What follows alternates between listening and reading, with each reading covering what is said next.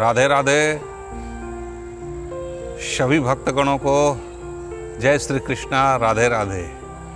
आज हम लोग गोकुल में उपस्थित हो गए हैं, जहाँ पर नंद बाबा ने भगवान कृष्ण को मथुरा से लेकर के गोकुल में आए। ऐसी पवित्र पावन धरा धाम पर हम लोग उपस्थित हैं। बड़ा ही ये अद्भुत भूमि रही है, जिसको भगवान श्री कृष्ण ने स्वयं ही अपने मुखार बिंदों से चाटा है।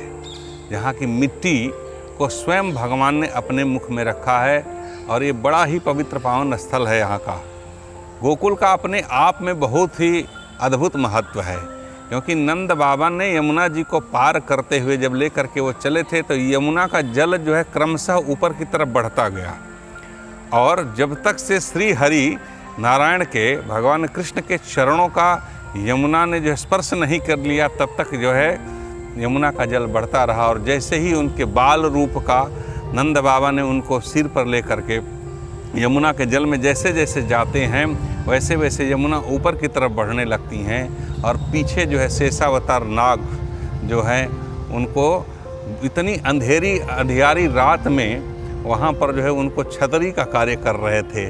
तो इस प्रकार नंद बाबा जो है बाल रूप में भगवान कृष्ण को लेकर के गोकुल में आए। गोकुल के गलियों में कृष्ण ने माखन खाया, यहाँ पर गोपियों के संग में हंसी ठिठोली किया। यहाँ पर जो है वो कभी किसी ने चित चोर कृष्ण कहा, किसी ने माखन चोर कहा, किसी ने कृष्ण को छलिया कहा। तो ये उनके वह बाल्यकाल बचपन का जन्मस्थली है, जहाँ पर कि कृष्ण ने अपने एक एक अलौकिक अद्भुत लीलाओं को दिखाया, और जिसे जिसे कंस भेजते गए मथुरा से उन असुरों को भी समाप्त किया। तो गोकुल का बहुत महत्व है, नंद गांव का महत्व है, नंद राय यशोदा रानी। और यहाँ जहाँ हम लोग बैठे हैं, यहाँ पर ये जो कुंड है, इसमें कोई भी बालक आज भी जन्म लेता है तो उसके वस्त्र को प्रक्षालन करने के लिए यहाँ पर लोग ले आते हैं। तत्काल जो तुरंत बच्चा जन्म लेता है उसे इस कुंड में ला करके धोते हैं, क्योंकि ऐसी मान्यता है यहाँ पर कि कृष्ण और बलराम ने जब जन्म लिया था तो उनके भी वस्त्र इस कुंड में धोए गए थे।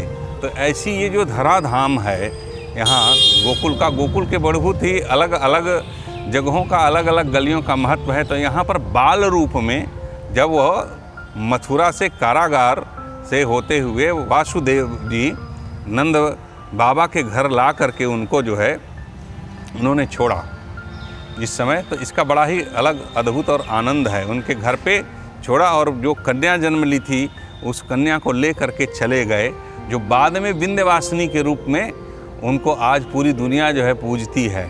तो ये गोकुल की गलियां हैं यहाँ पर। यहाँ गायों का महत्व है। ऐसा मान्यता है कि गोकुल और वृंदावन की गाय जो होती है वो अपने स्थान छोड़ के किसी दूसरे स्थान पर नहीं जा सकती है। ठीक उसी प्रकार यहाँ के लोग जो होते हैं वो अपने आत्म में आनंदमय रहते हैं। तो कृष्ण के जेल में जन्म लेने से लेकर के और यहाँ पर गोकुल में आने तक की जो कथा है वो अद्भुत कथा है, बहुत ही आनंददायी और आनंदमय कथा है। ये बाल रूप का वर्णन है, और कृष्ण ने यहाँ पर पूतना से लेके अघासुर बकासुर से लेकर तमाम जो गलत मार्ग पर चलने वाले असुर वृत्ति के लोग थे, उनके अंदर के असुरत्व को समाप्त किया। और यहाँ पर जो कृष्ण को मातृत्व वात्सल्य मिला है, जो उनको अद्भुत प्रेम मिला है, इन गलियों में इन स्थानों पर वो अवर्णनीय है, अकल्पनीय है, जिसका हम वर्णन नहीं कर सकते, हम उसका कल्पना नहीं कर सकते। इसलिए हर व्यक्ति को गोकुल की धरा धाम पर से, और ख़ास रूप से उन माताओं को जो मातृत्व वात्सल्य में और अपने गोद में बाल रूप में जिसके हर लाला उसे कृष्ण दिखाई देते हैं, उन्हें गोकुल अवश्य आना चाहिए। और यशोदा माँ से कृष्ण के उस बाल रूप से और यहाँ उनके की गई लीलाओं से अपने आप को जैसे लोग दर्शन करके संतुष्ट करते हैं, वैसे हर माताओं को यहाँ आने पर शांति मिलती है। और उन्हें जो वात्सल्य सुख की अनुभूति होती है वह विश्व के कहीं किसी भी कोने में और किसी स्थान पर नहीं है।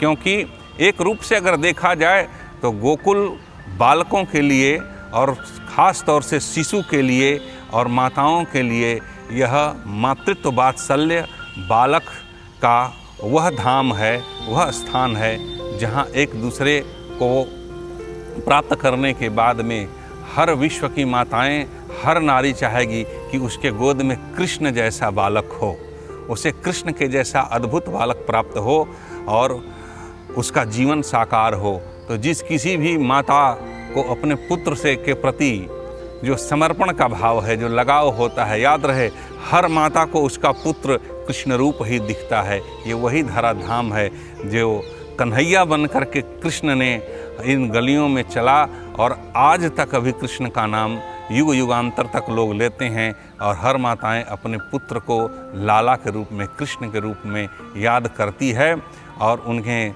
जन्मोत्सव में यही कहती हैं कि क्या तू कन्हैया बना फिरता है, क्या तू गोकुल का नंद का लाला है। गोपियाँ भी ऐसा कहा करती थीं कि ए नंदरानी एक बार अपने लाला का दर्शन करा दे।